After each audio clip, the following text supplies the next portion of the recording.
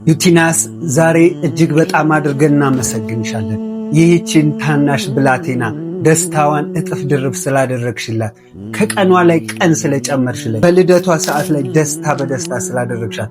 ዩቲናስ ዛሬ በሰራችው ስራ በጣም ብዙዎችን አስለቅሳለች። በኮመንት ላይም እንደሚታየው በጣም እጅግ ልብ የሚነካ ኮመንትን ሲሰጡ ነበር። ዩቲናስ ስላደረግሽው ነገር ሁሉ ከልብ እናመሰግናለን።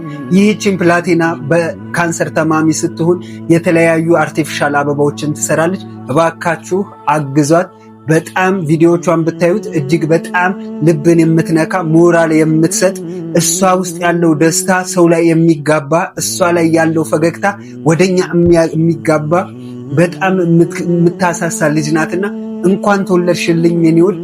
ለቀሪው ዘመንሽ ያማረ የሰመረ ይሁን። ከዚህ ህመም ድነሽ እግዚአብሔር እንደምናመሰግን ባለሙሉ ተስፋ ነኝ። በአንቺ ጥንካሬ እኛ ራሳችንን እንድናይ አድርገሽናልና እግዚአብሔር አምላክ በጥበብ በሞገስ ያሳድግሽ። ዩቲናስ እጅግ በጣም ከልብ እናመሰግናለን።